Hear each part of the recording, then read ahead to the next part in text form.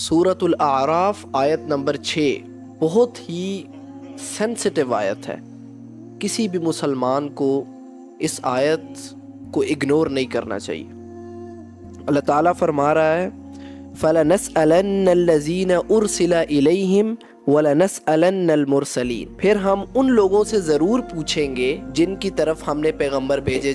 آگے وَلَنَسْأَلَنَّ الْمُرْسَلِينَ، ہم ان رسولوں سے بھی پیغمبروں سے بھی پوچھیں گے کیا تم نے ہمارا پیغام پہنچایا. مطلب پہلے تو اللہ جو ہے وہ ہم سے پوچھے گا کہ تم تک میرا پیغام جو ہے وہ پہنچ گیا تھا. پھر پیغمبروں سے بھی پوچھے گا اللہ کہ ہمارا جو پیغام ہے، جو اللہ نے پیغام پیغمبروں کو دیا تھا کہ امتوں تک پہنچا دو، وہ پہنچایا کہ نہیں. یہاں پہ یہ بات سمجھ آتی ہے کہ آپ پیغمبر یا رسول، ان کا کیا مقام ہے، کیا ان کی فضیلت ہے، کتنی اللہ کو ان سے محبت ہے. لیکن اللہ نے ادھر کہا کہ ہم ان سے بھی پوچھیں گے، ان کا بھی محاسبہ کریں گے، ان سے بھی حساب لیا جائے گا، پوچھا جائے گا. تو آج کل ہم لوگ جو کہ ہر دوسرا بندہ یہ کہہ رہا ہوتا ہے کہ اللہ معاف کر دے گا، چھوٹ ہو جائے گی، جنت تو ہمارے لیے ہے، ہم تو جنت کے ٹھیکیدار ہیں، ہم تو امت محمدی میں سے ہیں، ہم تو محمد کے امتی ہیں. محمد کے امتی تب تم بنتے ہو جب تم وہ کام تم کرو جس کا حکم اللہ نے دیا اور محمد کی جو سنت ہے. جب تم کوئی ایسا کام کرتے ہو جس سے اللہ یا رسول نے منع کیا تو پھر تم امت محمد میں کیسے رہ سکتے ہو؟ آپ ان لیمٹس کو ہی کراس کر رہے ہو. تو یہ آیت جب میں نے پڑھی، میرے سامنے آئی، تو میں نے جب اس کی ایکسپلینیشن کھولی، اس کی تفسیر کھولی. اب یہ میرے سامنے ابن عباس پڑھی ہے، یہ نیچے تفہیم القرآن پڑھی ہے، یہ ابن کثیر پڑھی ہے، یہ احسن البیان ہے. میں نے ساروں سے وہ پیچھے عربک میں بھی پڑھی ہے. تو اس آیت کی تفسیر میں نے بہت پڑھی اور میں کانپ گیا. وَلَنَسْأَلَنَّ الْمُرْسَلِينَ کہ رسولوں سے بھی جو ہے اللہ پوچھے گا کہ تم نے میرا پیغام پہنچایا یا نہیں پہنچایا. تو ہم لوگ کس جو ہے وہ دھوئیں میں ہے، یا کس خوشی میں اور کس دھوکے میں ہم جو ہے پڑے ہوئے ہیں کہ اللہ ہماری معافی آرام سے ہو جائے گی، ہم ساری زندگی جو ہے وہ عیاشی کرتے رہیں، اللہ کی نافرمانی کرتے رہیں اور یہ سب کچھ کرتے رہے اور آسانی سے جو ہے ہم پار ہو جائیں گے اور یہ ہو جائے گا، وہ ہو جائے گا. آپ اس بارے میں کیا کہتے ہو؟ جی لوگ کہتے ہیں کہ جی اللہ بخش دے گا، اللہ معاف کر دے گا، اللہ بڑا غفور الرحیم ہے. دیکھیں، اللہ کہتا ہے کہ اللہ بخش دے گا، اللہ غفور ہے، اللہ رحیم ہے، بے شک 100% گارنٹیڈ بات ہے. لیکن اللہ کیا فرما رہا ہے؟ قُلْ يَا عِبَادِيَ الَّذِينَ أَسْرَفُوا عَلَىٰ أَنفُسِهِمْ لَا تَقْنَطُوا مِن رَحْمَةِ اللَّهِ. اللہ تو کہہ رہا ہے کہ اے لوگوں جنہوں نے اپنی جانوں پر اتنی زیادتی کی، مطلب اتنے گناہ کیے، ان کو بھی اللہ کہہ رہا ہے یا عبادی، اے میرے بندوں، لا تقنطوا من رحمت اللہ، میری رحمت سے نا امید نہ ہونا. ان اللہ یغفر الذنوب، اللہ معاف کرنے والا ہے، اللہ جمیعا سارے تمام گناہ معاف کر دے گا. لیکن اللہ معاف کن کو کرے گا؟ اللہ معافی ان کے لیے ہوتی ہے جو کہ جان بوجھ کے گناہ نہ کریں. مطلب کہ جو گناہ، کچھ ایسے لوگ ہوتے ہیں جو اللہ کے باغی ہوتے ہیں، جن کو کوئی چیز کی فرق نہیں پڑتا، یا جنہوں نے اپنے دماغ میں یہ کنسیپٹ ڈالا ہوا ہے کہ ہم گناہ کرتے رہیں اور اینڈ پہ معافی مانگ لیں گے اور اللہ معاف کر دے. نہیں، ایسے لوگوں کے لیے معافی نہیں ہے. معافی ان کے لیے جو انوسینٹ لوگ ہیں، جو کہ اگر جن سے گناہ ہو جاتا ہے فوری اللہ کی طرف لوٹتے ہیں، استغفار کرتے ہیں، توبہ، سچے دل سے توبہ کرتے ہیں. معافی ان کے لیے جو باغی لوگ ہیں، جو جان بوجھ کے گناہ کرتے ہیں، جن کو پتہ ہے کہ یہ غلط چیز ہے اور پھر جان بوجھ کے کرتے رہتے ہیں اور اپنے دماغوں میں آپ کو بتاؤں، میرا سکا کزن، اس کے منہ سے میں نے یہ جو الفاظ سنے ہیں کہ اللہ تو معاف کرنے والا ہے، اللہ تو رحیم ہے، ہم ابھی جو کرنا ہے وہ گناہ ہے، جوانی ہے، جو کرنا ہے وہ کر لیں، اللہ معاف کر دے گا. تو یہ کنسیپٹ کلیئر کرنے کی بہت ضرورت ہے کہ اللہ معاف ان کو کرتا ہے جو اوبیڈینٹ ہے. جو باغی ہیں ان کو اللہ معاف نہیں کرتا. جو گناہ کرنے سے پہلے یہ سوچتے ہیں ہم گناہ کر لیں تو اللہ معاف کر دے گا، معافی مانگ لے بعد. ایسے لوگوں کے لیے معافی نہیں ہے. یہاں پر تو لوگوں کا ایک اور کنسیپٹ ہے کہ جمعے کا جمعہ پڑھ لیا ٹھیک ہو گیا، اللہ معاف کر دے گا جی، ایک جمعے سے دوسرے جمعہ کے سارے گناہ معاف ہو جائیں گے اگر ہم نے جمعہ پڑھ لیا. اور اس کے علاوہ یہاں پہ ایک اور چیز لوگوں کو کلیئر کریں کہ جہاں پہ بھی بات ہوتی ہے کہ اللہ معاف کر دے گا، آپ کے گناہ معاف ہو جائیں گے، وہ صغیرہ گناہوں کی معافی کی بات ہوتی ہے. اللہ جو ہے وہ گناہ صغیرہ بھی معاف کرے گا، کبیرہ جو ابھی میں نے آیت تلاوت کی ان اللہ یغفرالذنوب جمیعا. اب یہ جو جمعے والی آپ نے بات کی ہے کہ جمعہ لوگ پڑھتے ہیں، درمیان میں کوئی نماز نہیں پڑھنی اور پھر جمعہ. اب یہ ہے کہ جمعے کے درمیان، دو جمعوں کے درمیان جتنے گناہ ہیں وہ معاف کر دیے جاتے ہیں، لیکن چھوٹے گناہ، صغیرہ گناہ.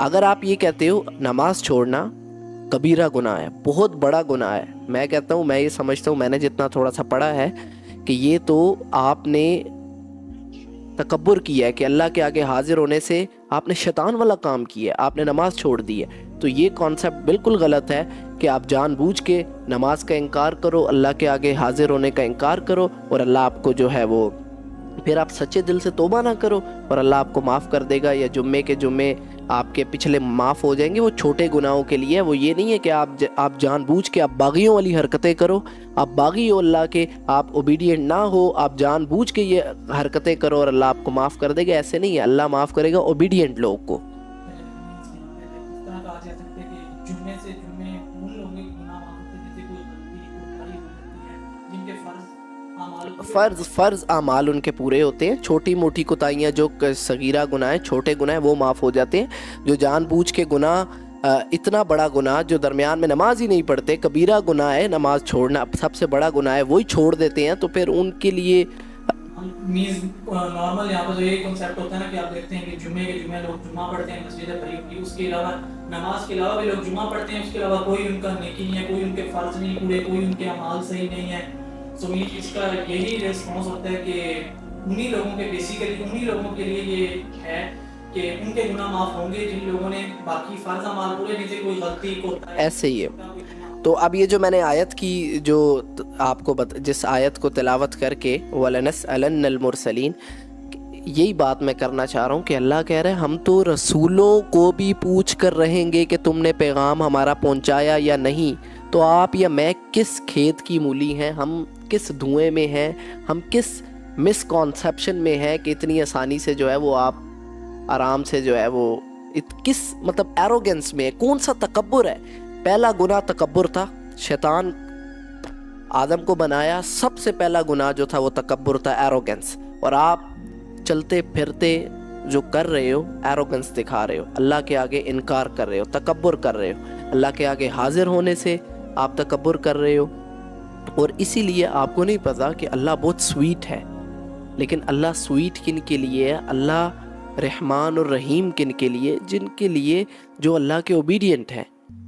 اللہ تو کہہ رہا ہے میں رسولوں کو بھی پوچھوں گا کہ انہوں نے پیغام پہنچا. ایک اور آیت ہے، یا ایھا الرسول بلغ ما انزل الیک من ربک وان لم تفعل فما بلغت رسالتہ، کہ اے نبی صلی اللہ علیہ وسلم، یہ اللہ تعالیٰ نبی صلی اللہ علیہ وسلم کو کہہ رہے ہیں کہ اے نبی صلی اللہ علیہ وسلم، ایک ایک چیز جو آپ کو ہم نے آپ پر نازل کی ہے وہ لوگوں تک پہنچا دیں، کوئی چیز چھپائے نہ. وَإِن لَمْ تَفْعَلْ فَمَا بَلَّغْتَ رِسَالَتَهُ، اگر آپ نے ایسا نہیں کیا تو رسالت کا حق جو ہے وہ ادا نہیں ہوگا.